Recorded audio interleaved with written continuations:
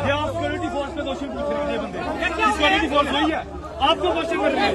तो कोई बात नहीं, आपको बदनाम कर रहे हैं, आपको बदनाम कर रहे हैं। जनाब ये पीटीवी मीडिया है, आप अपना काम करो, आप लोगों को कुछ नहीं। कोई बात मैं भारतीय जनता पार्टी का जो प्रदर्शन था कल की घटना के लेकर कि काली बड़ी में प्रदर्शन कर रहे थे, धरना दे रहे थे। धरना देने के दौरान हम उनके सवाल जवाब कर रहे थे। 3 MLA थे, डॉक्टर मन्याल था रामगढ़ का, और कुठुआ का भारत भूषण, और जसरोटा का राजीव जसरोटिया, और इनके साथ बीजेपी की पूरी डिस्ट्रिक्ट की टीम थी।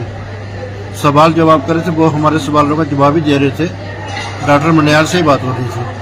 उन्होंने कहा कि आप सही कह रहे हैं, वाकई हालात बहुत ख़राब हो गए हैं। आज ही हम प्रधानमंत्री को लिखित में लिखेंगे कि अब बहुत हो गया है, अब कोई सख्त कार्रवाई होनी चाहिए, आर पार हो जाना चाहिए।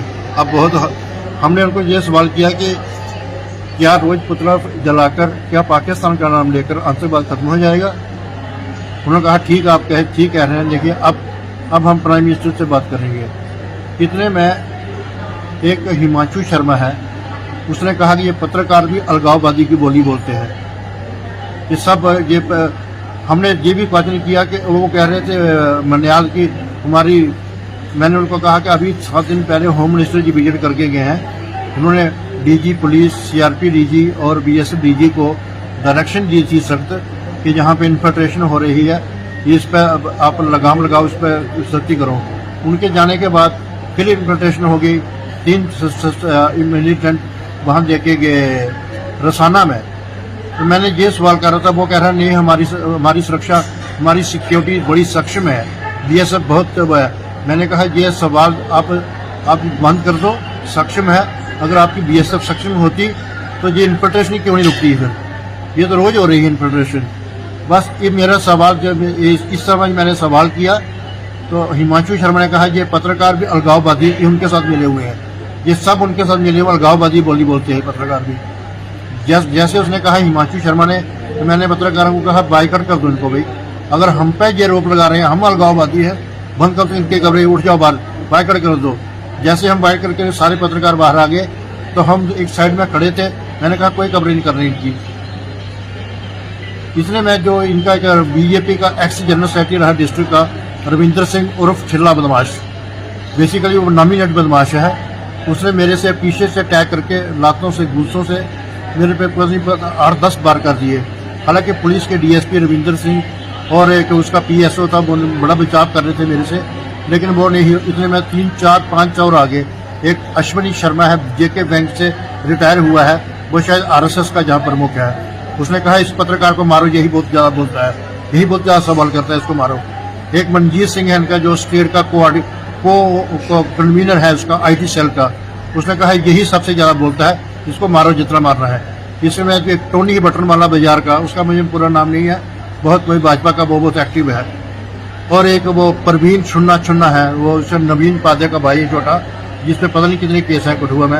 उसने कहा मारो उसको, जम के मारो। ये 5-7-10 लोग मेरे पे अटैक कर दिए इन लोगों ने, और मैं पता नहीं किस लिए निकले। हालांकि बीएसपी जो होता है रविंद्र सिंह, उसने मेरी बहुत हेल्प की।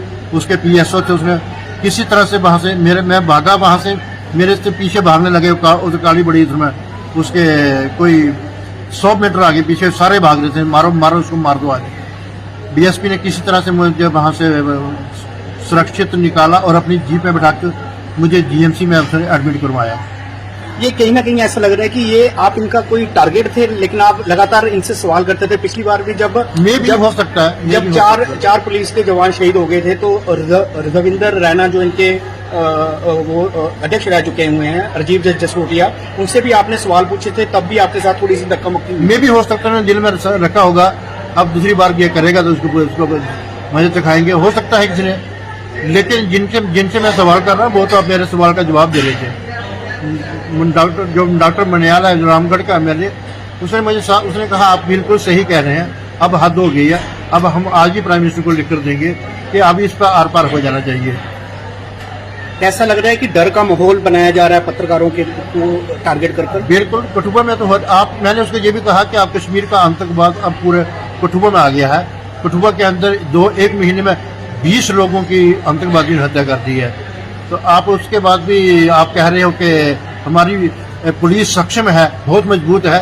मैंने कहा ये अब आप उनकी पीठ तपतमाना बंद कर दो, जहाँ गलती है वहाँ उस पुलिस को भी आप उस पर भी, जहाँ उनकी सिक्योरिटी लैब्स है उस पर भी आप सवाल उठाओ। कहते हैं हम उस पर सवाल नहीं उठाएंगे, हमारी पुलिस बहुत सक्षम है। आप पुलिस प्रशासन से आप क्या मांग करना चाहते हो? पुलिस प्रशासन से मैं यही मांग करता हूँ, मैं एक पत्रकार पे ऑन ड्यूटी इन्होंने अटैक किया है तो एएफआई लगनी चाहिए जिनका मैंने नाम लिया है, और इनको अरेस्ट करना चाहिए।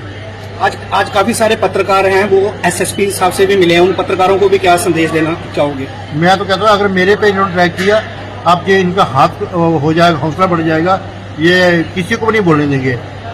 ये अपनी मर्जी से जिनका जो बयान है, इनकी कवरेज है, वन साइड चलाना चाहते हैं। जो आज बीजेपी के गुंडों ने माइक फॉलो करो।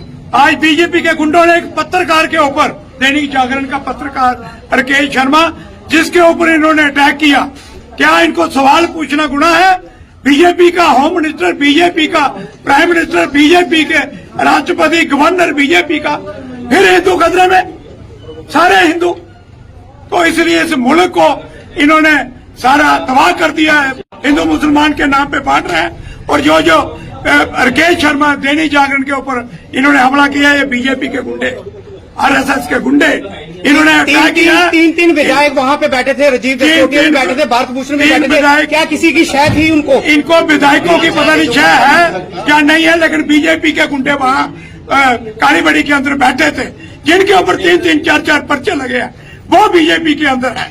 अभी कटरा के अंदर आपने देखा, रियासी का, जम्मू के अंदर चैन स्नैच करते हुए बीजेपी का मंडल प्रधान, ये बीजेपी के चोर जो इकट्ठे हुए हैं, इसको गिरफ्तार करते हैं और इनके ऊपर एफआईआर लगनी चाहिए। नहीं एफआईआर लगाएंगे तो हम इनके खिलाफ फिर प्रोटेस्ट करेंगे। और आज मीडिया भाइयों का मैं शुक्रिया अदा करता हूं कि आप मार खाते हुए भी, इनके साथ झगड़ते हुए भी लोगों की आवाज दुनिया तक पहुंचाते हैं। धन्यवाद। जय हिंद।